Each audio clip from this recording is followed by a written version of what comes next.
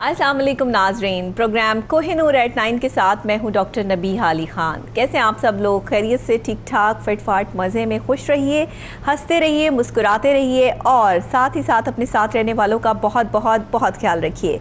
Programme की शुरुआत है और आपको पता है कि डेली सुबह के वक्त जो है वो ये शुरुआत हो जाती है और हमारी कोशिश ये होती है कि डेली एक नए टॉपिक पे कुछ नया खोज के आपके लिए जो है वो लेकर आया जाए, कुछ नए स्पेसिफिक जो लोग हमारा प्रोग्राम शौक से देखते हैं बल्कि सुनते हैं, क्योंकि ये प्रोग्राम देखने से ज़्यादा सुनने पे जो है वो मैं कहती हूँ मुनहसर है। और अगर जो लोग सुनते हैं और जिनको हिस्ट्री के बारे में, जिनको जगहों के बारे में, जिनको हेल्थ के बारे में, जिनको एजुकेशन के बारे में और सोशल इश्यूज़ के बारे में बहुत ज़्यादा जो है वो खोज रहती है कि कहाँ क्या हो रहा है, तो ये प्रोग्राम उनके लिए बड़ा ही मुअव्विन साबित हो रहा है। और आप लोगों की पसंदीदी भी मुझे जो है वो मिलती रहती है, आप लोग पसंद कर रहे हैं, थैंक यू सो मच। कोशिश है हमारी पूरी टीम की और हम ये सब मिलकर ही जो है वो आपके लिए कर रहे हैं। आज का प्रोग्राम भी बहुत ख़ास है, ख़ास इस काइंड ऑफ सेंस से है कि पंजाब का एक बहुत बड़ा शहर है जिस शहर से हम आपके लिए ये प्रोग्राम पेश करते हैं, उसका नाम है लाहौर शहर।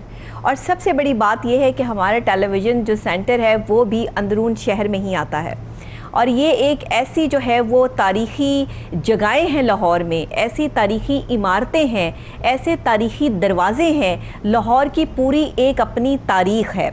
बहुत से आप लोगों ने जो है फरमाइश की कि आप कुछ शहरों की तारीख़ पे भी प्रोग्राम करें, तो हमने जनाब लाहौर शहर की तारीख़ से आज के प्रोग्राम को स्टार्ट किया है। फिर किसी दिन किसी और प्रोग्राम में किसी और शहर की तारीख़ भी आपको बताएंगे, लेकिन आज के हमारे जो गेस्ट हैं वो असल में लाहौर के खोजी माने जाते हैं। मुख्तलिफ़ टीवी चैनल्स पे, फेसबुक पे, सोशल मीडिया पे आप उनकी खोज जो है वो देखते रहते हैं। अभी एक यूनिवर्सिटी के साथ मिलकर उन्होंने एक ऐप भी लॉन्च की है जो कि लाहौर शहर पे मुनहसर है और अंदरूनी शहर में क्या कुछ हमारे पास ख़जाने हैं, कहाँ कहाँ कौन सी तारीख़ी इमारतें और विरसे मौजूद हैं, वो ऐप जो है वो इन सब की नुमाइंदगी भी करती है और निशानदही भी करती है। तो हमारे आज के गेस्ट हैं जनाब सैयद फैज़ान अब्बास नकवी, जो कि ख़ुद तहरीर भी करते हैं, तहकीक भी करते हैं और आप इनको ये भी कह सकते हैं कि इनका सकाफ़त से और तारीख़ से बड़ा गहरा ताल्लुक़ है, तो तारीख़ दान भी हैं और इन्होंने बहुत सी किताब लिखी हैं जिनमें इसका कुछ पे तो इन्होंने तहकीक की है, कुछ पे नज़रसानी की है, जिसमें लाहौर गाइड शामिल है, सैर लाहौर शामिल है, गुरु अर्जन देव जी की यादगारें जो लाहौर में मौजूद हैं उस पे इन्होंने लिखा, पुराना लाहौर कैसा होता था, यहाँ पर क्या होता था, उस हवाले से जी पुराना लाहौर जो है वो ये किताब इनकी आई। फिर हमारा धर्मपुरा, ये हमारे ऑफिस के करीब ही एक जगह का जो है वो नाम है और ये जो है वो बहुत पुरानी जगह है, बहुत पुरानी कंसीडर की जाती है, इसकी एक पूरी अपनी तारीख़ है। तो इनकी तमाम किताबों में जनाब हर चीज़ जो है वो शामिल है, पूरी तारीख़ जो है वो इन्होंने लाहौर के बारे में लिखी। सैर लाहौर में पूरा लाहौर जो है वो आ जाता है। तो हम ज़रा फैज़ान से पूछते हैं कि फैज़ान लाहौर ही की तारीख़ के हवाले से क्यों बात की और इतनी सारी ढेरों ढेर किताबें लिख डाली, तहकीक भी की, तहरीर भी की, तो ये किस तरह से आप इस तरफ आए? अस्सलाम वालेकुम। जी वालेकुम सलाम। कैसे हैं फैज़ान, आप ठीक ठाक हैं? इतनी उम्र तो नहीं लग रही मुझे आपकी जितने आपने जो है वो लाहौर के बारे में तहकीक और तहरीर और इस सारी सकाफ़त को समझने में जो है वो टाइम स्पेंड किया। जी चूँकि बहुत कम उम्री में ही लाहौर देखना शुरू कर दिया था, तो शायद जितना मुझे देखने का मौका मिला तो मैंने सोचा कि इसको दूसरों के सामने भी लाया जाए।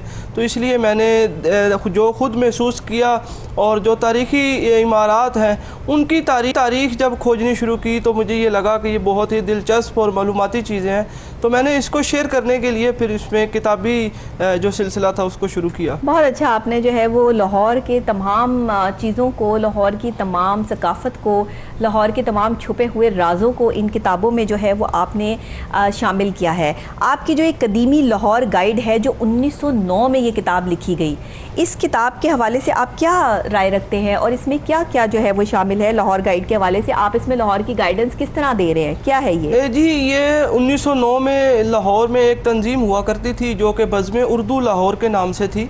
उस वक्त लाहौर में एक एग्ज़िबिशन होनी थी जिसके सिलसिले में ये तंजीम ने लाहौर आने वाले लोगों के लिए एक लाहौर गाइड शाया की थी 1909 में, जिसका मकसद ये था कि पूरे हिंदुस्तान भर से जो हज़ारों की तादाद में लोग लाहौर आना चाहते थे उनको ये गाइड मुहैया की जाती, ताकि वो लाहौर आके इस गाइड को ख़रीदते और वो इसकी मदद से ही पूरे लाहौर को देख सकते थे। सही। तो ये एक किताब चूँकि आज से 100 साल पहले लिखी गई थी और इस 1909 में, जी 1909 में, अब चूँकि ये किताब मफकूद हो चुकी है, जिस किसी लाइब्रेरी में मौजूद है लेकिन वहाँ तक हर एक की एक्सेस नहीं होती। ये 100 साल पुरानी किताब मेरे हाथ में है, जिसे तो आपने नया रंग दिया है। इसी तरीके से ये किताब मुझे जंग की एक पुरानी लाइब्रेरी से हासिल हुई, तो मैंने जब इसको पढ़ा तो मुझे बहुत ही अच्छा लगा, और ना सिर्फ अच्छा लगा बल्कि मैं आज से 100 साल पहले के लाहौर में पहुंच गया।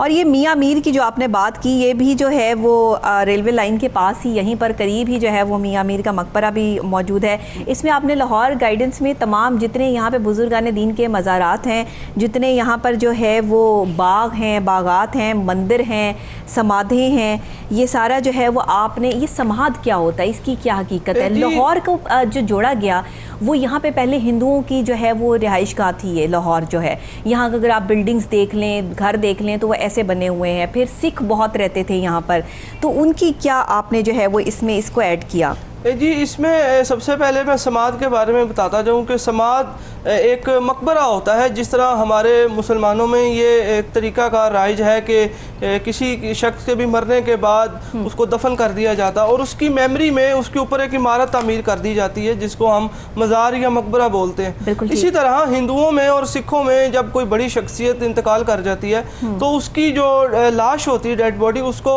जला दिया जाता है, और जलाने के बाद जो उसकी राख होती है वो कुछ हिस्सा उसका गंगा में बहा दिया जाता है, और कुछ हिस्सा एक जगह पे दफनाने के बाद उसकी मेमोरी में उसके ऊपर जो इमारत तामीर की जाती है। तो लाहौर में समाध गाहें भी हैं? जी, लाहौर में बहुत सारी समाधियाँ थी, बड़े बड़े मशहूर लोगों की समाधियाँ मौजूद है। अच्छा, कौन किस किस की? जी, सबसे बुनियादी जो लाहौर के मोहसिन भी कहलाते हैं, सर गंगा राम की समाध भी मौजूद है। कहाँ? जी, ये रावी रोड पे मौजूद है, जहाँ पे किसी ज़माने में दरिया रावी का किनारा हुआ करता था। और वहाँ पे एक अपाहिज आश्रम था जो सरगंगा राम ने बनवाया था। तो उस अपाहिज आश्रम के बिल्कुल पहलू में ही सरगंगा राम की समाध बनाई गई थी, जो आज भी मौजूद है। सही, मतलब ये वो थोड़ी वेल नोन पर्सनैलिटी जो यहाँ पे गुजरे हैं, जिन्होंने जो है। अच्छा, मैंने ये सुना है कि लाहौर की जितनी बड़ी बड़ी इमारतें हैं, अच्छी खूबसूरत, जो उस दौर की बनी हुई हैं, आज से कई सौ साल पहले की, ये सब हिंदुओं ने जो है वो बनवाई। कुछ इसमें जो है वो उनका बहुत ज़्यादा एलिमेंट था, जैसे कि गंगाराम हॉस्पिटल है, और इस तरह की जो है वो लाहौर की इमारतें हैं। फिर जो है वो कुछ मादूम यादगारें भी आपने अपनी जो पुराना लाहौर में, ये जो आपकी किताब है, इसमें आपने कुछ जो है वो पुरानी दीगर मादूम यादगारों के हवाले से भी लिखा है। आपने लोअर माल के नाम से मशहूर सड़क जो है, जो इसके जनूबी कोने पे मौजूद है, इस हवाले से लिखा कि अब यही सड़क माल रोड कहलाती है। तो ये पहले कभी लोअर माल कहलाती थी और अब माल रोड कहलाती है? जी, माल रोड जो तामीर हुई थी, इसका नाम लॉरेंस रोड था, और इसको अपर माल और लोअर माल का नाम बाद में दिया गया है। ये लोअर माल जिस जगह पे है, किसी ज़माने में ये दरिया रावी का किनारा हुआ करता था, तो इसलिए इसको लोअर माल का नाम दिया गया कि यहाँ पर इब्तदाई जो अंग्रेज़ दौर की तामीरात हैं वो हमें इसी रोड के इस हिस्से पे नज़र आती हैं, जैसा कि नासिर बाग और उसके अतराफ़ में आप देखें टाउन। अच्छा, ये ब्यून पिटमैन की रिहाइश का और इससे मुल्हका बंगला मौजूद है, यहाँ पर माल रोड पे मौजूद है ये? जी, ये किसी ज़माने में हुआ करता था। ये चूँकि किताब 1924 में जो कर्नल एचआर गोल्डिंग 1924 में आई ये किताब, तो उस वक्त के मुताबिक जो उस वक्त इमारतें मौजूद थी, उनका तज़किरा इस किताब में मौजूद है। यहाँ पे आपने मेला राम की बैरकें भी इसको कहलाया कि ताजरों के फर्म ने किराए पर जो इसे हासिल किया। मशहूर सरमायादार भी यहाँ पे था जिसने इसी नाम पर जो है वो ये ख़रीदा, फिर उसको मस्मार किया, फिर वहाँ पर अब कुछ दुकानें और कुछ इस तरह के जो है वो वहाँ पर चीज़ें जो है वो बन गई हैं। फिर निजी स्कूल के हवाले से भी आपने, तालीमी इदारों के हवाले से भी जो है वो बात की। बहुत से स्कूल्स भी जो हैं क्रिश्चियंस के यहाँ पे मौजूद हैं। मेरा अपना स्कूल भी माल रोड पे सेंट जोसेफ जो है वो मौजूद है, कैथेड्रल है, और है इस तरह के स्कूल भी जो मौजूद हैं। ये भी बहुत पुरानी इमारतें हैं, लेकिन आज तक बिल्कुल फ्रेश, खूबसूरत। जब आप इन स्कूल्स के अंदर दाखिल होंगे तो आपको ऐसा लगेगा कि आप किसी बाहर की कंट्री में आ गए हैं, आप पाकिस्तान में रहते ही नहीं हैं। हम जब स्कूल जाते थे, आप यकीन करिए कि वहाँ की जो क्लासरूम्स और वहाँ के अंदर एटमॉस्फेयर है, वो बिल्कुल ऐसा लगता था कि हम दुनिया के किसी अलग हिस्से में आ गए हैं। मतलब I feel proud my self कि मैंने ऐसे स्कूल में तालीम हासिल की जो दुनिया का खूबसूरत तरीन स्कूल है। आप कभी विज़िट कीजिए सेंट जोसेफ का अंदर जाके, आपको वहाँ इस कदर खूबसूरती मिलेगी। इतनी ज़बरदस्त चीज़ें मिलेंगी देखने को, और म्यूज़ियम भी है वहाँ पे, वहाँ स्विमिंग के लिए बच्चों के लिए भी है, वहाँ पे गेम्स के लिए भी हर चीज़ जो है वो बनाई गई है। वो स्कूल नहीं, वो मैं कहती हूँ घर भी है, स्कूल भी है, हर तरह का वहाँ पर जो है वो आप कह लें कि हर चीज़ है। जिम्नेजियम भी है, हम वहाँ पर जिम भी करते थे, हम वहाँ पे हर काम जो है वो करते थे, गेम्स करते थे, तो एथलीट्स थे वहाँ पर बड़े बड़े जो है वो। अंदर 8 गेट हैं उस स्कूल के, जो कि बैक साइड पे जो है किंग एडवर्ड मेडिकल कॉलेज की साइड पर भी जो है वो खुलता है उसका गेट, 2 गेट वहाँ उस तरफ भी खुलते हैं। तो ये बहुत खूबसूरत चीज़ें आपने जो इसमें मशहूर किया। अच्छा, मुझे ये बताइएगा, दीगर सड़कों के हवाले से भी आपने इसमें जो है वो जिक्र किया। अब ये 1924 की बुक है जिसको आपने रिन्यू करके दोबारा से जो है वो इसमें जो है वो लिखा। इसमें नामवर हस्तियों की भी यादें ताज़ा की, उस हवाले से भी हमें थोड़ा सा बता दीजिए। जी, इसमें ज़्यादातर चूँकि ये एक अंग्रेज़ राइटर की किताब है, कर्नल एच.आर. गोल्डिंग की, तो उस ज़माने में जो बरतानिया से अंग्रेज़ यहाँ आके रह रहे थे और मुख्तलिफ़ शोबाजात में अपनी खिदमात सर अंजाम दे रहे थे, तो उन्होंने उनकी खिदमात का भी जिक्र किया। जेम्स एबट रोड यहाँ लाहौर में मशहूर है, जेम्स एबट के नाम पर है। फिर आपने निकलसन रोड की बात की, निकलसन रोड भी लाहौर में मौजूद है, ये भी निकलसन के नाम पर जो है वो रोड बनाया गया। फिर इसमें जो है वो और भी कॉपर रोड है, कस्ट है, लेक रोड है, हाल रोड है। ये सारे वो रोड हैं कि जिनके नाम जो है वो उस टाइम जो लोग यहाँ पर रहते थे, क्रिश्चियंस थे, उनके नाम पर जो है वो अभी भी ये रोड्स मौजूद हैं। फिर जैसे धर्मपुरा है, कुछ सिंहपुरा है, वो सिखों के नाम पर जो है वो मशहूर है। इस तरह के और भी बागबानपुरा और दैट काइंड ऑफ टाइप, ये इर्द गिर्द का जो है वो शालामार बाग है यहाँ पर। तो ये इसके इर्द गिर्द का माहौल इस तरह का लाहौर का रहा कि जिसमें बहुत सी स्पेसिफिक जगहें जो हैं वो आज भी हिंदुओं के, सिखों के और अंग्रेज़ों के नाम से मंसूब है। तो ये इस हवाले से भी थोड़ी सी हिस्ट्री में बता दें। जी, चूँकि लाहौर मुख्तलिफ़ ज़मानों के साथ साथ मुख्तलिफ़ कौमों का मस्कन रहा है, यहाँ पे जिस कौम ने भी अपने कदम जमाए और यहाँ पे रहना शुरू किया, उनका ये लाहौर फेवरेट रहा, जिसकी वजह से उन्होंने अपने तरीके से लाहौर को नवाजा। मेरा भी बहुत फेवरेट है, लाहौर के अलावा हमारा भी दिल कहीं नहीं लगता। जो लाहौर में रहने वाले हैं वो सिर्फ लाहौर में ही रह सकते हैं, क्योंकि यहाँ पर जितना सुकून, इत्मीनान और अपनाइयत है वो शायद आपको कहीं और नहीं मिलेगी। मैं इस्लामाबाद जाती हूँ, 5 बजे से वहाँ पर ऐसा सन्नाटा हो जाता है, ऐसा लगता है ज़माना कोई किसी और मुल्क में आ गए हैं आप। हालांकि आपका अपना शहर है, लेकिन आपको ऐसे लगता है पता नहीं आप कहाँ पर हैं। 5 बजे के बाद वहाँ सन्नाटा छाना शुरू होता है, बंदे को खुद से खौफ आना शुरू हो जाता है कि हम यहाँ पर अकेले खड़े हैं। लाहौर में आप देख ले, रात को 3 बजे आप अकेले निकल जाएँ, आपको टेंशन ही कोई नहीं है, लाइटें हैं चारों तरफ, आप सुकून से जो है वो अपना ट्रैवल जो है वो कर सकते हैं। बाज़-औक़ात हमारी रिकॉर्डिंग्स इतनी लेट हो जाती हैं कि हमें जो है वो रात को लेट नाइट भी घर पहुँचना पड़ता है, लेकिन इतने सिक्योर होकर और इतने आराम से पहुँच जाते हैं। कराची शहर कभी बहुत खूबसूरत हुआ करता था, अब तो खैर उसका बात ही और है। हम कराची पे भी इंशाल्लाह ज़रूर जो है वो प्रोग्राम करेंगे। यहाँ कदीम बंगले बहुत मौजूद हैं लाहौर में, उनके हवाले से ज़रा हमें बताइएगा। जी, अंग्रेज़ जब यहाँ आए तो उन्होंने अपनी मुख्तलिफ़ इलाकों के अंदर अपनी तामीरात की हैं, तो उनमें रिहायशी बंगले भी मशहूर हैं। लाहौर के अंदर अगर आप देखें तो म्यो गार्डन के अंदर बहुत ज़्यादा तादाद में जो है वो अंग्रेज़ तर्ज़ तामीर के बंगले मौजूद हैं। लेकिन उसके अलावा जो है वो एम्प्रेस रोड के ऊपर भी वाक़या है। उसके अलावा लाहौर में जो मुगलपुरा का इलाका है वहाँ पे काफ़ी रेलवे के पुराने बंगले मौजूद हैं। तो ये ख़ास तर्ज़ तामीर था जो हमें लाहौर को कह लें एक तोहफे में मिला, जो कि बरतानवी स्टाइल का, बरतानवी तर्ज़ तामीर का स्टाइल था। इससे पहले सिख दौर का एक अंदाज़ था, वो और तरह का था। इसी तरह मुगल, उससे पहले मुगल उनका और था। तो इस तरीके से ये मुख्तलिफ जो तर्ज़ तामीर के शाहकार हैं वो लाहौर में हमें देखने को मिलते हैं। बिल्कुल सही है। मैं तो साथ साथ जनाब इनकी बुक भी जो है वो रीड कर रही हूँ, साथ साथ मुझे वो भी जो है वो पढ़ने को मिल रहा है, क्योंकि लाहौर के बारे में बहुत ज़्यादा हिस्ट्री, जितनी डीपली हिस्ट्री जो है वो 1924 की बुक से और 1909 यानी 1909 की किताब, इन दोनों किताबों से जो लाहौर की हिस्ट्री हमें मिलती है, ये आउटस्टैंडिंग हिस्ट्री है। और इसको जिस तरीके से जो फैज़ान ने तरतीब दिया है और उसको दोबारा से रिन्यू करके हम सबके पढ़ने के काबिल बनाया है, ये एक बहुत ही अप्रिशिएटिंग बात है कि फैज़ान, हम इस पे आपको अप्रिशिएट करते हैं कि आपने लाहौर की याद को दोबारा से ताज़ा कर दिया। और लाहौर की जो कदीम बेंगलोज़ हैं, जो कदीम जो है सड़कें हैं, इमारतें हैं, जनरल पोस्ट ऑफिस है, GPO है, इसकी इमारत है, और ये सारी जो है वो बहुत इम्पॉर्टेंट जगहें हैं, बहुत ख़ास जगहें हैं।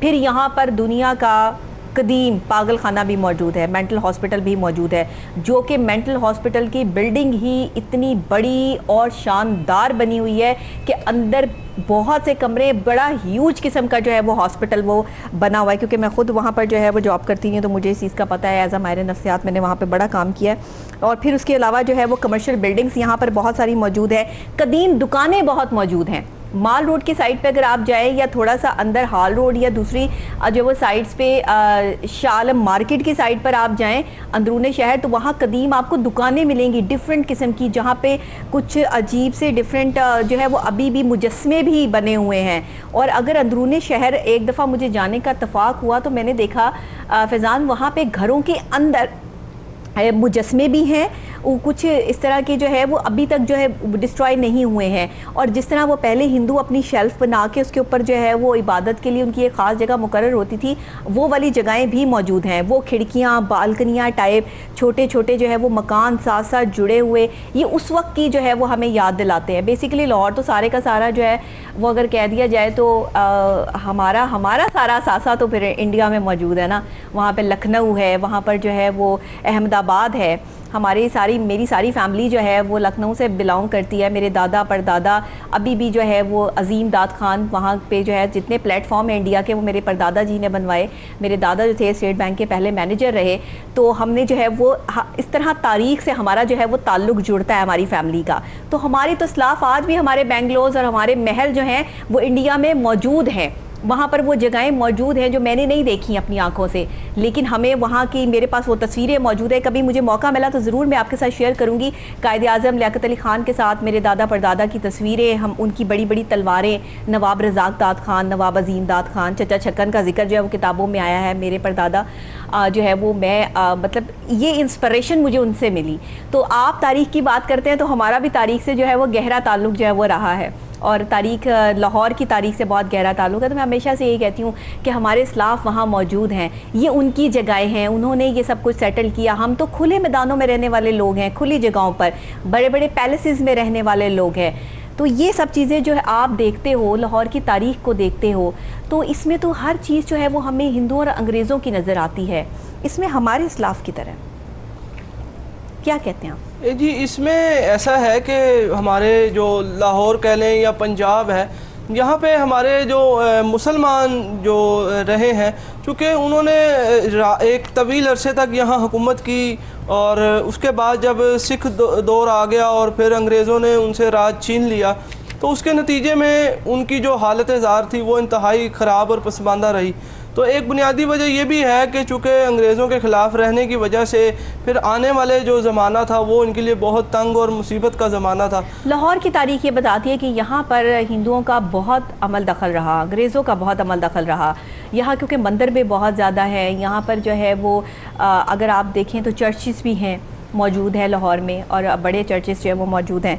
तो ये आप मंदिर के हवाले से अगर हम बात कर लें तो ये जो धर्मपुरे का इलाका है, जिसको आपने किताब में लिखी हमारा धर्मपुरा, इसके हवाले से भी थोड़ा सा बताइएगा कि ये आपने कब लिखी, और इसके साथ आपका नाम जुड़ा है लाहौर का खोजी सैयद फैज़ान, तो ये इससे हवाले से भी ज़रा मुझे बताएं। जी, मैं चूँकि धर्मपुरा में पैदा हुआ और धर्मपुरा में ही वक्त मेरा गुजरा। तो अच्छा, आप बिलोंग भी धर्मपुरे से करते हैं, उधर की रिहायशी हैं? जी, मैं धर्मपुरा का रहने वाला हूँ। तो इसलिए इंसान जहाँ कहीं रहता है या जहाँ पैदा होता है उसको अपनी जन्मभूमि से बड़ा एक ख़ास लगाव होता है। तो दूसरों की तरह मुझे भी था, और ये मैं समझता हूँ कि ये एक मेरे सर पे कर्ज था जो मैंने इस किताब की शक्ल में अपने इलाके का कर्ज उतारा है, जिसमें मैंने तकरीबन 7 साल का अरसा सर्फ किया है। तो मुझे इस किताब से मुतल्लिक़ मालूमात इकट्ठी करने में और यहाँ काम करने में मुझे 7 साल लगे, और फिर 7 साल के एक तवील अरसे में लाहौर के एक मुख्तसर से इलाके के ऊपर पहली मरतबा 250 सफ़े की किताब जो है वो सामने आई है। हालांकि लाहौर में बेशुमार तारीख़ी इलाके, कदीम इलाके मौजूद हैं, स्पेशली अंदरून शहर की अगर हम बात करें, और बहुत सारे बेगमपुरे का इलाका है, सिंहपुरे का इलाका है, अपनी तारीख़ हर इलाके की है ना। जी बिल्कुल इसी तरह से है। तो इस तरह मैंने अपने इलाके को फोकस करते हुए मैंने 7 साल के अरसे में 250 सफ़े की किताब जो है वो शाया की थी। 7 साल में आपकी 250 सफ़े की ये किताब आई, हमारा धर्मपुरा, राइट? ये किताब आपकी, जी बिल्कुल, ये आपने अपने इलाके को जो है वो डेडिकेट की। तो धर्मपुरे में रहने वाले वो तमाम लोग जो इस वक्त हमारा ये प्रोग्राम भी देख रहे हैं, आप तमाम लोगों को हम ये किताब जो है वो डेडिकेट भी करते हैं, और इसमें धर्मपुरे की तमाम तर जो शायद वहाँ के रिहायशियों को, रहने वाले लोगों को शायद ना भी पता हो, वो वो चीज़ें भी इसमें मौजूद है, वो तारीख भी मौजूद है। जैसे कि मैंने धर्मपुरे का नाम बहुत ज़्यादा नहीं सुना, मुझे नहीं आइडिया, मैं कभी नहीं गई उधर, तो मुझे उस हवाले से जो है वो इतना इसके बारे में नहीं इन्फॉर्मेशन। तो धर्मपुरे में क्या है ये धर्मपुरा, क्या धर्म नाम है जो है वो हिंदू किसी का? जी बुनियादी तौर पे शहनशाह अकबर के ज़माने में लाहौर शहर से बाहर भी कुछ आबादियाँ बनना शुरू हुई। तो शहनशाह अकबर को चूँकि मुख्तलिफ मज़ाहिब के साथ बातचीत करने का शौक़ था, तो उसने पहली मरतबा एक बाकायदा तौर पे हिंदुओं और यहूदियों के लिए यहूदियों के लिए एक इलाका बसाया जिसको धर्मपुरा कहा गया। और इसी तरह मुसलमानों के लिए एक अलग से एक इलाका बसाया गया जो खैरपुरा कहलाता था। तो ये दोनों एक ही वक्त में दो इलाके तामीर हुए थे। तो धर्मपुरा बुनियादी तौर पे शहनशाह अकबर का बसाया हुआ इलाका था। यहाँ मीना बाज़ार लगा करता था, यहाँ पे शहनशाह अकबर का ख़ुद भी एक दो मरतबा आया। और इसी तरह यहाँ पे जो खालिसतन हिंदू थे वो यहाँ पर आबाद हुए। लेकिन बाद अज़ां साथ साथ फिर सिखों की आबादी भी बढ़ने लगी जब यहाँ पे गुरुद्वारा चुबच्चा साहब तामीर हुआ। तो ये शाहजहाँ के ज़माने में यहाँ पे जो राम राय थे उन्होंने यहाँ एक गुरुद्वारा बनवाया, जिसके नतीजे में फिर सिख भी बहुत ज़्यादा तादाद में यहाँ आबाद हुए। बाद अज़ां फिर क़याम पाकिस्तान तक यहाँ पे अच्छी खासी आबादी हिंदुओं और सिखों की बन चुकी थी। और आपको एक दिलचस्प बात भी बताऊँ कि अभी गुज़श्ता साल पहले एक इंडिया की जो फॉरेन मिनिस्टर भी सुषमा स्वराज, उनके जो फादर्स थे उनका ताल्लुक भी धर्मपुरा से था। अच्छा, सही सही सही। यानी कि लाहौर की तारीख़ जो है बहुत सारी चीज़ें दोहराती है और हमें बहुत सारी पुरानी यादें हमारी जो है वो ताज़ा होती हैं। अच्छा, यहाँ जो मंदिर हैं वो अब भी कायम है? जी मंदिरों का रकबा कायम है, चूँकि क़याम पाकिस्तान के बाद मंदिर और गुरुद्वारे खाली हो गए थे। और हमारे जो मुसलमान मुहाजिरीन की शक्ल में पाकिस्तान यहाँ पहुँचे तो उनको फिर उन जगहों पे उनको रिहाइश दी गई। तो जो आज भी उन्हीं जगहों पर रह रहे हैं, वो रिहाइशगाह बन चुकी जी वो रिहाइशगाहें बन चुकी हुई हैं। और फिर सबसे ज़्यादा जो नुकसान पहुंचा इन मंदिरों और गुरुद्वारों को वो 1992 में जब बाबरी मस्जिद का हादसा पेश आया, तो उसके नतीजे में पाकिस्तान के अंदर एक कहने के एक नफ़रत का जो इजहार हुआ वो इस सूरत में हुआ कि मंदिरों और गुरुद्वारों पर हमले हुए, जिसके नतीजे में ये मंदिर और गुरुद्वारे जो हैं वो गिरा दिए गए। तो अब भी किसी हद तक खंडरात की शक्ल में मौजूद है, लेकिन ज़्यादातर जो है वो गिरा दिए गए। गुरु जिस तरह आप बात कर रहे हैं, गुरु अर्जन देव जी की यादगारें भी यहाँ पर मौजूद हैं। लाहौर में सिख मज़हब के पाँचवें जो गुरु हैं उनका भी सिलसिला जो है वो यहाँ से लाहौर से जो है वो मिलता है। तो इस हवाले से भी ज़रा हमें बताइएगा, क्योंकि अगर हम हिंदुओं की बात कर रहे हैं, अंग्रेज़ों की बात कर रहे हैं कि लाहौर से उनका ताल्लुक़ रहा, तो सिखों का बहुत बड़ा गहरा ताल्लुक़ रहा और उनके पाँचवें गुरु अर्जन देव जी की यादगारें भी यहाँ पर हैं। तो उस हवाले से भी अगर हम थोड़ी सी आपसे इंफॉर्मेशन लें। जी लाहौर जहाँ तक हिंदुओं और अंग्रेज़ों के लिए अहम रहा है, वहाँ सिखों के लिए भी अहम होने के साथ साथ मजहबी भी रहा है। क्योंकि लाहौर के अंदर सिखों के बानी गुरु नानक देव जी की बहुत सारी यादगारें मौजूद हैं, उनसे जुड़े हुए गुरुद्वारे यहाँ मिलते हैं। फिर उसके अलावा इनके जो चौथे गुरु हैं गुरु रामदास जी, वो तो बल्कि पैदा ही लाहौर में हुए, चूना मंडी के अंदर उनका गुरुद्वारा आज भी वहाँ मौजूद है। इसी तरह गुरु अर्जुन देव जी के 5 गुरुद्वारे लाहौर में मौजूद हैं जो अभी किसी न किसी हद तक मौजूद हैं। इसी तरह बाकी जो 6वें गुरु हैं उनके भी लाहौर में तकरीबन 8 से 10 गुरुद्वारे मौजूद हैं। इसी तरह ये पहले 7 गुरुओं तक का जो ताल्लुक़ है वो लाहौर से बड़ा ही गहरा रहा है। यही वजह है कि बाद अज़ां सिखों के जो गुरुओं के चाहने वाले सिख थे उन्होंने अपने इन पेशवाओं की जगहों पे गुरुद्वारे तामीर किए, लेकिन उनमें से बहुत सारे जो हैं वो अपनी हालत खो चुके हुए हैं क्योंकि क़याम पाकिस्तान के बाद। बाग क्या है? जी ये बड़ी दिलचस्प कहानी है। बाउली बाग, बाउली का कॉन्सेप्ट मैं पहले क्लियर करना चाहता हूँ कि बाउली क्या होती है। बाउली बुनियादी तौर पे पानी का एक ज़ख़ीरा होता है जो आमतौर पे ज़मीन के नीचे खोद के बनाया जाता है, जैसे कि कुआं होता है। ये एक तालाब की तरह होता है और इसमें सीढ़ियाँ लगती हैं और सीढ़ियों से उतर के उस पानी तक हम पहुँचते हैं। तो ये एक कह लें कि एक तरह का पानी को महफूज करने का एक ज़रिया होता है जो ठंडे। कहाँ मौजूद है? वैसे तो लाहौर में तकरीबन 12 से 15 बाउलियों का जिक्र आता है तारीखों में। लेकिन जो बाउली बाग है ये अंदरून शहर रंग महल में वाक़या है जो गुरु अर्जुन देव ने आवाम के लिए बनवाया था। ठीक है, यहाँ से क्या ठंडा पानी जो है वो क्या है? जी ये पानी स्टोर करने के साथ साथ जो है वो अवामुन नास के लिए इस्तेमाल होता है, जो कि एक ज़मीन के नीचे स्टोरेज होती है। और इसमें ये होता है कि पानी एक तो गर्म नहीं होता और दूसरा महफूज रहता है। तो ये अवामुन नास के लिए गुरु अर्जुन देव ने ये यहाँ पे बावली आज भी वहाँ से ठंडा पानी आता है? नहीं, बावली बंद हो चुकी हुई है। बुनियादी तौर पे ये शहनशाह जहांगीर के ज़माने में तामीर हुई थी बावली, लेकिन बाद शाहजहाँ के दौर में इसको बंद कर दिया गया था। फिर महाराजा रंजीत सिंह का जब ज़माना आया 200 साल के बाद, तो फिर महाराजा रंजीत सिंह को ख्वाब में गुरु अर्जुन देव जी आए और उन्होंने कहा कि अगर तुम सेहतयाब होना चाहते हो तो मेरी एक बावली जो बंद हो चुकी है उसको खोलो और उसका जो पानी है उससे स्नान करोगे तो तुम सेहतयाब हो जाओगे। तो वो फिर महाराजा ने तलाश करने के बावजूद उसको वो जगह मिली और उसने फिर वो जगह की खुदाई करवाई और वो बावली को जब बहाल किया दोबारा, तो उसके पानी से उसने गुस्ल किया और वो सेहतयाब हुआ। और ये फिर बावली 1947 तक जो है वो कायम रही। बाद फिर इस पे मट्टी वगैरह डाल के इसको बंद कर दिया गया। तो ये रंग महल में वाक़या, अगर इस पे आज भी खुदाई की जाए तो मुमकिन है कि वो बावली दोबारा से रिवाइव हो सकती है। अच्छा, रंग महल में आज भी ये मौजूद है। आपने बताया कि 15 के करीब ये बावली बाग जो है वो मौजूद है। मुख्तलिफ जगहों पे बावलियाँ तामीर होती रही हैं। उसमें एक तो बहुत अच्छी हालत में अभी भी मौजूद है जो कि महफूजपुरा गैरिजन के अंदर है। अच्छा। महफूजपुरा गैरिजन आर्मी की कस्टडी में वो बावली अभी भी मौजूद है जो शहनशाह अकबर के दौर की है। इसी तरह लाहौर के जो अतराफ़ी गांव इलाके हैं, देहात हैं, वहाँ पे ये बावलियाँ तामीर की जाती थी, जिसका मकसद ये होता था कि ये जो मुसाफिर इस रूट से गुज़रते हैं उनके लिए पानी की दस्तयाबी हो।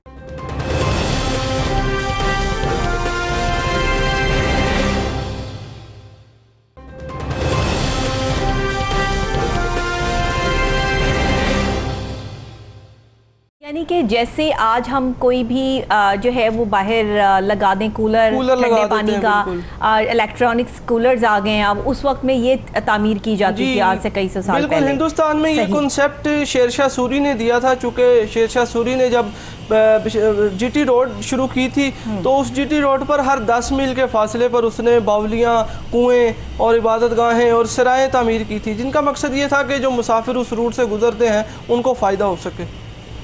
अच्छा, शाही हमाम के भी जिक्र आए हैं लाहौर में जी, ये किस जगह पे मौजूद है? जी, शाही हमाम जो जिसका मशहूर है जो ज़्यादातर वो दिल्ली गेट वाला मशहूर है जो नवाब वज़ीर खान ने तामीर करवाया था। अच्छा। लेकिन इसके अलावा जो शाही हमाम है वो लाहौर के शाही किले के अंदर भी मौजूद है और इसी तरह शालीमार बाग के अंदर भी मौजूद है। सही सही। तो यहाँ क्या तारीख क्या बताती है कि ये हमाम जो है वो काफ़ी रकबे पर है और यहाँ जो है वो पहले बादशाह और जो है उनके इस्तेमाल में थी ये सारी जगह? जी, जो दिल्ली गेट वाला शाही हमाम है ये बुनियादी तौर पे नवाब वज़ीर खान ने तामीर करवाया था और ये चूँकि शाही ख़ानदान से मंसूब था और ये जब शाही काफ़िले दिल्ली से चल के लाहौर आते थे तो ये पैदल चूँकि वो सफ़र होते थे घोड़ों पे। अच्छा, और कई दिन लगते थे लाहौर पहुँचते हुए। तो वो फिर कई दिन के बाद जब वो यहाँ पहुँचते थे तो गेट से दाखिल होते साथ ही उनको हमाम ले जाया जाता था, जहाँ उनके बाल काटे जाते थे, नाखून काटे जाते थे, मसाज किया जाता था, पूरा उनको स्टीम बाथ दिया जाता था, जैसे अब हमारे कुछ 5 स्टार होटल्स में दिया जाता है। तो इसी तरह से फिर वो जब अपनी थकन वगैरह उतारते थे, अपना गुस्ल करते थे, फिर उसमें चैनल बने हुए हैं जो पानी गर्म एक तरफ से आता है, एक तरफ से ठंडा पानी आता है, फिर वो गर्म हमाम, शाही हमाम अभी काम कर रहे हैं या फंक्शनल नहीं है, लेकिन उसको बतौर हेरिटेज साइट के तौर पे जो है वो रिस्टोर किया गया। सही। अच्छा, ये आपने इसमें जिक्र किया सिंहपुरा में वाक़िया आवा, ये क्या है जो हज़ारों ईंटें इसमें अब भी ठंडी लगी हुई हैं? ये क्या जगह है जिसमें हज़ारों ईंटें ठंडी हैं? इसका क्या कॉन्सेप्ट है? लाहौर के अंदर बड़ा एक अहम तारीख का एक मोनूमेंट है जिसको बुद्धू का आवा कहा जाता है। बुद्धू बुनियादी तौर पे एक हिंदू शख्सियत थे शहनशाह जहांगीर के दौर में। तो उन्होंने यहाँ लाहौर में कई जगहों पे ईंटें पकाने के आवे लगाए हुए थे। ये आवा भट्टे की तरह होता था और इसमें उस ज़माने में चूँकि शाही इमारतें बन रही थी, शालीमार बाग था और इस तरह की मुख्तलिफ लाहौर किले की इमारतें बन रही थी, तो ये शाही कॉन्ट्रैक्टर थे बेसिकली। तो लाहौर किले के अलावा जो भी शाही इमारतें बनती थी उनको ये ईंटें फराहम किया करते थे। तो बुद्धू के लाहौर में कई जगहों पे आवे मशहूर थे, जिनमें से जो जीटी रोड सिंहपुरा है, यहाँ पे एक आवा था जो कि एक बुज़ुर्ग की बद्दुआ से जो है वो ठंडा हो गया था और आज तक वो ठंडा पड़ा हुआ है। अच्छा, ये भी पूरी एक स्टोरी है, पूरा एक कॉन्सेप्ट है कि एक बुज़ुर्ग ने बद्दुआ दी तो वो अब तक वो उसी हालत में मौजूद है। अच्छा जी, भाई बुद्धू से मंसूब मकबरा खां खान दौरा भी है कोई जीटी रोड लाहौर पर? जी, ये जीटी रोड पर गुलाबी बाग और जो university of engineering and technology है उसके सामने एक मकबरा है छोटा सा, जो बुद्धू के मकबरे या बुद्धू के आवे से मशहूर है। हालांकि वो मकबरा शाहजहां पीरियड के जो खाने दौरां हैं उनका मकबरा, उसमें उनकी और उनकी बेगम की कब्र आज भी मौजूद है। क्योंकि बुद्धू हिंदू थे और हिंदुओं के यहाँ कब्रें नहीं होती, मकबरे नहीं होते, उनके यहाँ समाध होती है। तो ये चूँकि शाहजहां दौर का मकबरा है, लेकिन लोग मुकामी तौर पे इसलिए उसको बुद्धू का आवा या बुद्धू का मकबरा कहते हैं, क्योंकि बुद्धू का जो आवा था वो उस मकबरे के बिल्कुल पास ही था। इसकी वजह से लोग मुगालते का शिकार हो जाते हैं। मोची गेट लाहौर में चंदू की हवेली बड़ी मशहूर है। चंदू की हवेली का कॉन्सेप्ट जो है वो गुरु साहब से मिलता है, जो 5वें गुरु हैं, कि उन्हें वहाँ पर जो है वो सज़ा दी गई थी। उसकी एक मंजर कशी भी आपकी किताब में जो है वो मौजूद है। इस हवाले से ज़रा हमें बताइएगा ये क्या है? ये दीवान चंदू लाल एक मिनिस्टर रहे हैं शहनशाह जहांगीर के। तो इसकी हवेली लाहौर मोची दरवाज़ा में वाक़या थी, जो कि लाल हवेली मशहूर थी। और ये चंदू लाल जो थे ये चाहता था कि गुरु अर्जुन देव के बेटे से अपनी बेटी की शादी कर दे, लेकिन चूँकि गुरु अर्जुन देव एक फ़कीर आदमी, साधु आदमी थे, उन्होंने एक बड़े वज़ीर की बेटी का रिश्ता ना कबूल किया और उसने इस गुस्से के नतीजे में गुरु अर्जुन देव को अपने यहाँ मेहमान बना के कैद कर लिया और अपनी इस हवेली के अंदर उनको मुख्तलिफ़ तरीके से टॉर्चर करता रहा ताकि वो उनकी बात मान लें। और आखिरकार गुरु अर्जुन देव जो हैं उन्होंने उस हवेली के एक कुएं में से पानी इस्तेमाल किया, जिसकी वजह से वो लाल खूह आज भी वहाँ मशहूर है। और फिर आखिरकार उनकी डेथ भी उसके टॉर्चर की वजह से ही हुई थी। अच्छा, कहा यह जाता है कि बादशाही मस्जिद का जो दरवाज़ा है वहाँ पर जो है वो इनका शहीदी आस्थान जो है वो मौजूद है, गुरु अर्जन देव जी का बैरूनी जो इसका दरवाज़ा है, उस हवाले से बताइएगा। जी, ये रोशनाई दरवाज़ा है, बादशाही मस्जिद के बिल्कुल पहलू में लगता है और ये रोशनाई दरवाजे के बिल्कुल बाहर किसी ज़माने में दरिया रावी बहता था। तो जब गुरु अर्जुन देव को टॉर्चर किया जाता रहा और फिर आखिरकार उन्होंने कहा कि मुझे एक मरतबा गुस्ल की इजाज़त दीजिए, मैं रावी में गुस्ल करना चाहता हूँ। अच्छा। तो जंजीरों में जकड़े गुरु को यहाँ लाया गया और उन्होंने जब यहाँ आके डुबकी लगाई पानी में और फिर वो दोबारा ज़ाहिर नहीं हुए। तो इसलिए सिखों के यहाँ वो आज भी ज़िंदा हैं और ये उनका एक शहीदी स्थान जो है इस वक्त गुरुद्वारा डेरा साहब मशहूर है, जो किले के बाहर गुरुद्वारा है वो गुरु अर्जुन देव जी के नाम से मशहूर है। अच्छा, ये जो अंदरूनी शहर शाह आलम मार्केट, ये अब जो है बड़ी एशिया की सबसे बड़ी मार्केट शाह आलम गेट है। मैंने सुना है लाहौर में दरवाजे बहुत हैं, कितने को दरवाजे, क्या कॉन्सेप्ट? अभी ये कुछ दिन पहले की बात है कि हम सारे दोस्त आपस में इकट्ठे होकर जो है वो लाहौर के वाले से बात कर रहे हैं। तो मुझे डॉक्टर साहब ज़रा बताइएगा लाहौर में कितने दरवाजे हैं? लाहौर के एक दरवाजे का उन्होंने नाम लिया, मुझे मैं कभी वहाँ नहीं गई, मुझे नहीं पता, मगर मैंने नाम सुना हुआ है कि लाहौर का जो है वो ये पूरा कॉन्सेप्ट है। तो दरवाज़ों के हवाले से ज़रा बताइएगा, हमारे आने वाले नई नस्लों को, बच्चों को भी इस हवाले से नहीं पता। हम तो सिर्फ जो है वो अपनी सोसाइटी के अपने इर्द गिर्द जहाँ हमें जाना है वहीं घूमते रहते हैं, हम कभी तारीख़ को जानने की कोशिश नहीं करते। हमें जाननी चाहिए कि हमारे शहरों की और हमारे जो इर्द गिर्द का माहौल है उसकी तारीख़ क्या है, पिछला कई सौ सदियाँ यहाँ पर कौन रहता था, क्या तारीख़ थी, ये हमें किस चीज़ की याद दिलाते हैं।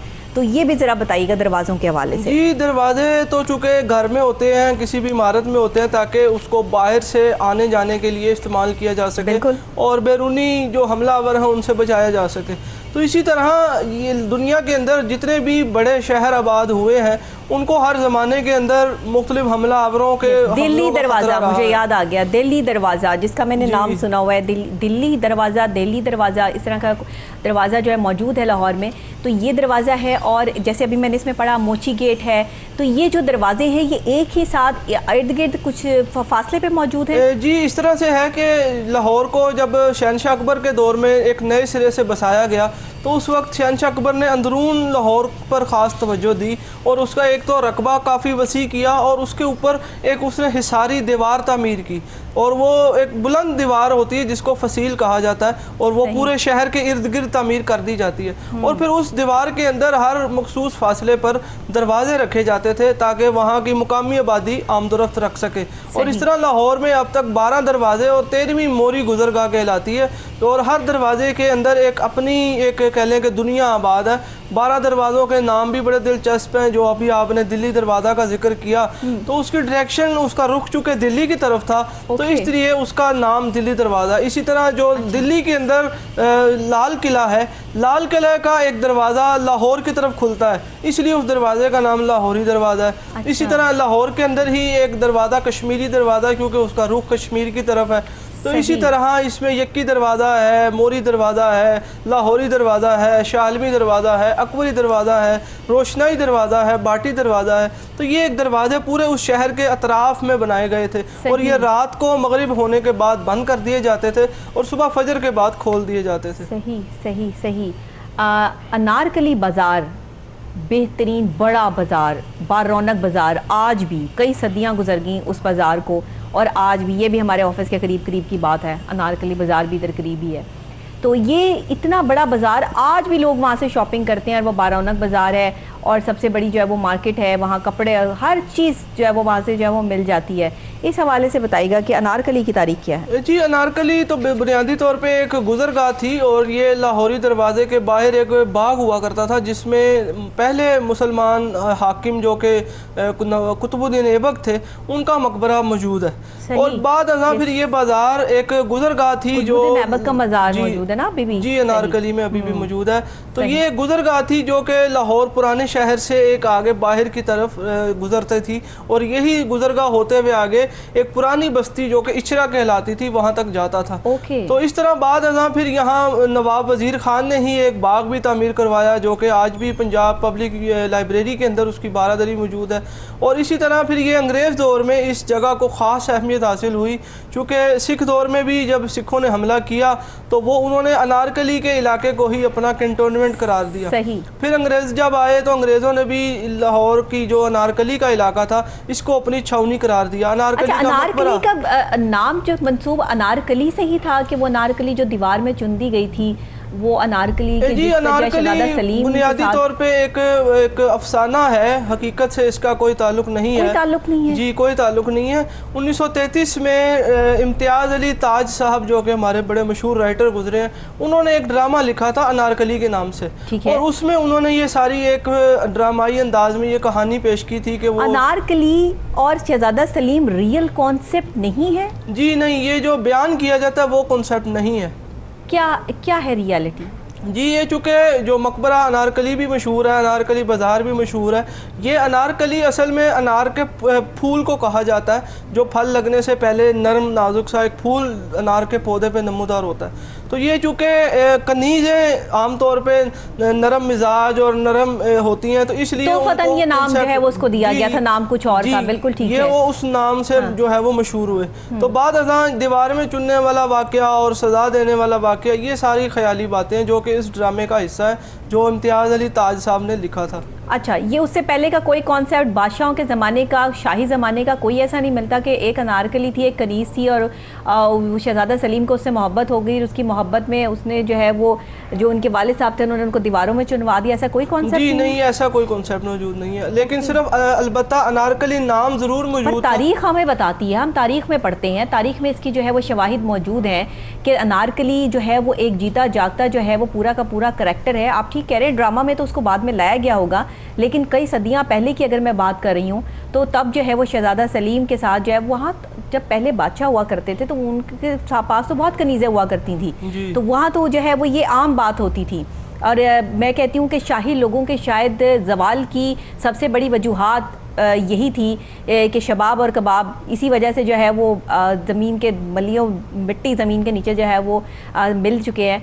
तो ये जो चीज़ें थी उस वक्त कॉन्सेप्ट होती थी। चले हम इस चीज़ को छोड़ के आगे बढ़ते हैं, अजायब घर की बात करते हैं। अनारकली के बिल्कुल ऑपोजिट साइड पे बाहर की तरफ निकले तो अजायब घर मौजूद है जहाँ पे बहुत सी नवादरात, बहुत कीमती अशिया, हमारा असासा आज भी मौजूद है। इस हवाले से बताइएगा। जी, लाहौर के अंदर अजायब घर की जो मौजूदा इमारत है ये बाद में तामीर हुई, लेकिन इससे पहले जी, जो जिसको हम आज टुलिंटन मार्केट कहते हैं, इस मुकाम पर एक एग्जीबिशन लगाई गई थी जो एक एग्रीकल्चर और एक इंडस्ट्रियल किस्म की एक एग्जीबिशन थी जो गालबन 1855 में लगाई गई थी। अच्छा। तो उसके नतीजे में फिर बाद में वो एक इतना एक कामयाब उसका रिस्पॉन्स रहा, अवामुन्नास ने अपनी अपनी ज़रात पेश की, अपनी अपनी जो यहाँ की मुकामी सौगातें थी वो पेश की, तो वो एक बहुत ही कामयाब एग्जीबिशन हुई।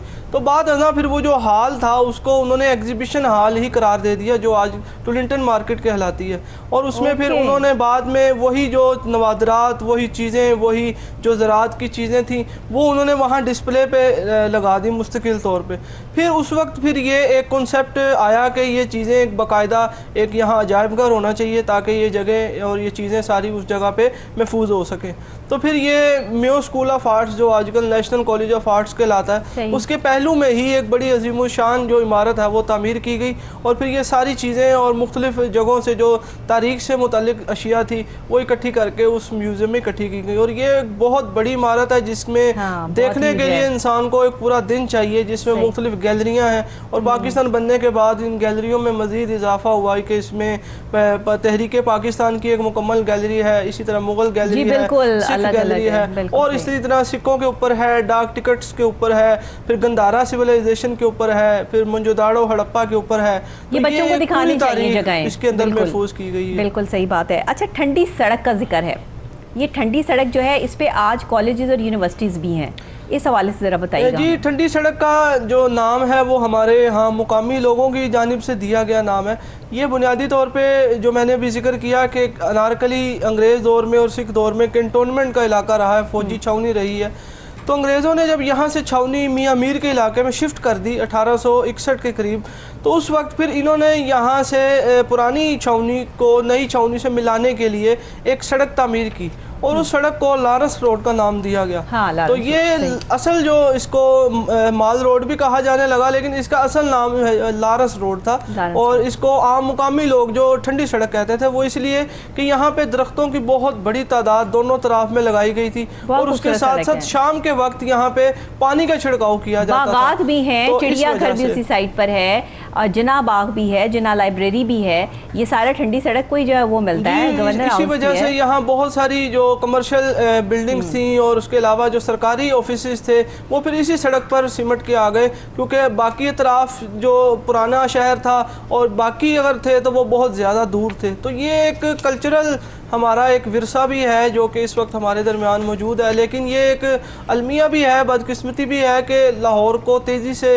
दरख्तों से खाली किया जा रहा है। और यही वजह है कि अगर आप देखें तो माल रोड पर भी दरख्तों की वो तादाद नहीं रही जो इसके आगाज़ में उतने लगाए गए थे। सबसे बड़ी बात, खूबसूरत दरियाए रावी यहाँ मौजूद है। वो दरिया बहता है, जाता है, और अब तो दरियाए रावी के इर्द गिर्द मुख्तलिफ सोसाइटीज़ भी बन गई हैं लाहौर में, तो वो एक अलग जो है वो सेटअप है। इस हवाले से भी इसकी भी तारीख हमें बता दीजिए। जी, दरियाए रावी का रूट जो है वो काफ़ी चेंज हो चुका हुआ है। अगर हम मुग़ल ज़माने की बात करें तो उस दौर में बिल्कुल ये हमारे जो शेरा वाला दरवाज़ा है जो किसी ज़माने में खिजरी दरवाज़ा कहलाता था, वहाँ पे उसके बाहर से दरियाए रावी गुज़रता था जो आजकल इलाका फ़रूकगंज और बदामी बाग कहलाता है, ये सारा दरिया का हिस्सा था। और इसी तरह जो लोअर माल वाला इलाका है जहाँ इस वक्त चुबुर्जी का इलाका है, ये सारा बिल्कुल रावी की पट्टी थी। अच्छा। तो लेकिन वक्त के साथ साथ चूँकि रावी ने अपनी डायरेक्शन बदल ली और ये यहाँ से होता हुआ शादरा की तरफ पीछे हट गया, और उसके जो सबसे बड़ी एक कहने के तब्दीली आई वो ये थी कि 1960 में जब सिंध ताश मुआहिदा हुआ उसके नतीजे में 3 दरिया भारत को दे दिए गए, तो उसमें रावी, सतलुज और ब्यास इंडिया को दे दिए गए, जिसके नतीजे में रावी सूखता सूखता कम होता होता आज बिल्कुल ना होने के बराबर है। हाँ, रावी के इर्द तो वही तो कह रही हूँ कि सोसाइटीज़ बन गई हैं। तो क्या कभी ऐसा कोई कॉन्सेप्ट है कि वो पानी जो अपनी जगह छोड़ गया है वो पानी वापस अपनी जगह ले सकता है? मेरा नहीं ख्याल, क्योंकि पहले मुग़ल दौर में रावी में काफ़ी बार सैलाब भी आया और लाहौरियों को बड़ा नुकसान भी हुआ। तो शहनशाह औरंगज़ेब आलमगीर के हुक्म से लाहौर को बचाने के लिए उन्होंने रावी के किनारे पर एक बंद बांध दिया और उसको बंदे आलमगीरी का नाम दिया, और वो बंद आज भी मौजूद है। तो इसलिए वो अव्वल तो उतना पानी रावी में मौजूद नहीं है। अगर कभी पानी आ भी जाए तो मेरा नहीं ख्याल कि वो लाहौर की इस हद तक आबादी को जो है वो डुबो सकता है। रावी की बात हो रही है तो दरियाए रावी के करीब करीब जो है वो जहांगीर का मकबरा भी मौजूद है।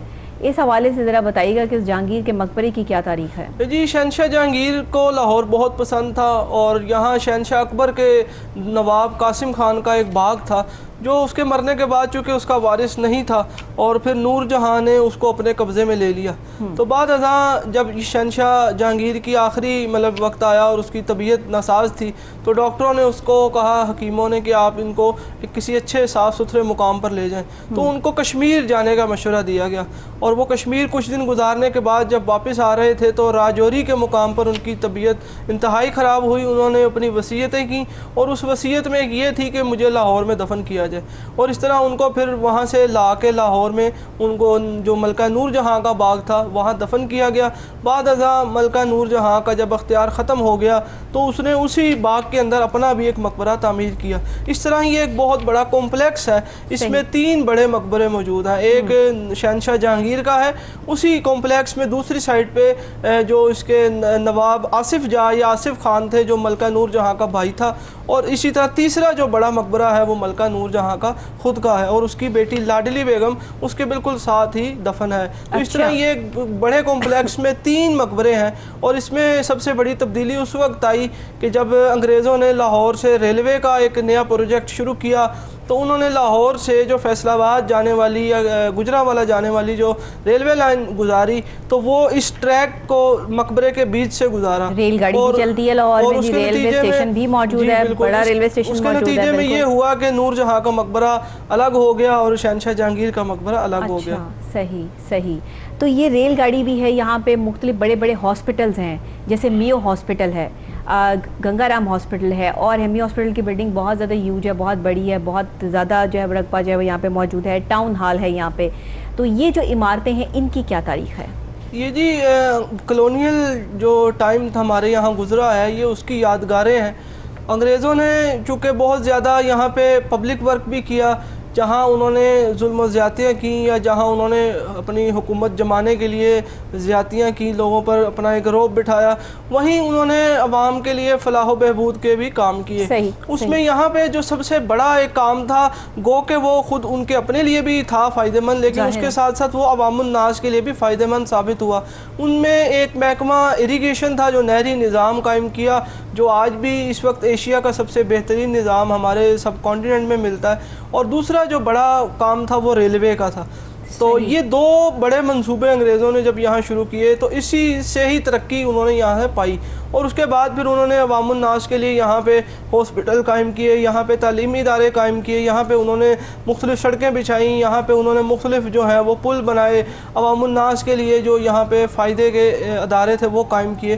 तो ये वो उसके आसार हैं जो हमें आज भी वो इदारे कामयाबी। म्यूनसिपल कमेटी का दफ्तर है, म्यूनसिपल कमेटी का तमाम इंतज़ामात हैं, इंतज़ाम की सारी जो है वो सिलसिले जो है वो यहाँ से जो है वो सेट हुए, ये सब चीज़ें हैं। फिर ये इतनी बड़ी बड़ी इमारतें जो हमारे पास इस टाइम पर जो है वो मौजूद हैं, बड़े बागात मौजूद हैं, यहाँ दरियाए रावी मौजूद है, यहाँ पर जो है वो मकबरे मौजूद हैं।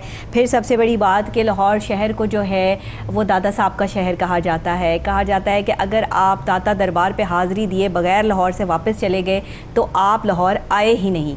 ये ऐसा कॉन्सेप्ट जो है वो माना जाता है। दाता साहब का जो मज़ार है इसके हवाले से भी हम हिस्ट्री ज़रूर जानना चाहेंगे। जी, हज़रत दाता अली हजवेरी तकरीबन आज से 1000 साल पहले लाहौर में वारिद हुए थे। बाद मौरखीन के नज़दीक कहा जाता है कि ये महमूद गज़नवी के साथ यहाँ आए थे, लेकिन बाद मौरखीन इसे इख्तलाफ रखते हैं, लेकिन बहरहाल ज़माना वही है। तो उन्होंने यहाँ आके बैरून भाटी दरवाज़ा एक टीले पर रावी के किनारे पे अपनी एक कह लें कि एक खानका कायम की या एक अपना बैठने का जो तकिया था वो वहाँ उन्होंने कायम किया। तो बाद अज़ा फिर वक्त के साथ साथ जो है वो अवामुन्नास के अंदर उन्होंने बहुत इज़्ज़त पाई और चूँकि उस ज़माने में सारा लाहौर हिंदू आबादी था और हिंदुओं के अंदर एक मुसलमान का होना एक बहुत बड़ी बात थी। तो बाद अज़ां फिर जो मुकामी कुछ लोग उनकी इज़्ज़त के साथ साथ उनके मुकाम और मर्तबे को देखते हुए, उनकी तालीमात हसना को देखते हुए मुसलमान हो गए और फिर आहिस्ता आहिस्ता लोगों ने इस्लाम कबूल किया। और ये वो कह लें कि मुबल्लिगीन हैं जिन्होंने ज़ाहिरी तौर पे कोई तलवार नहीं चलाई, कोई लोगों को कायल नहीं किया, सिर्फ़ एक अपने अखलाक के ज़रिए से लोगों को कायल किया कि वो उनके मज़हब को फॉलो करें। और इस तरह फिर इनकी वफ़ात के बाद उनको उसी मुकाम पर दफन कर दिया गया जो कि बाटी दरवाज़े के बाहर उनकी खानका, और वही आज उनका जो बड़ा मज़ार जिसको कहा जाता है।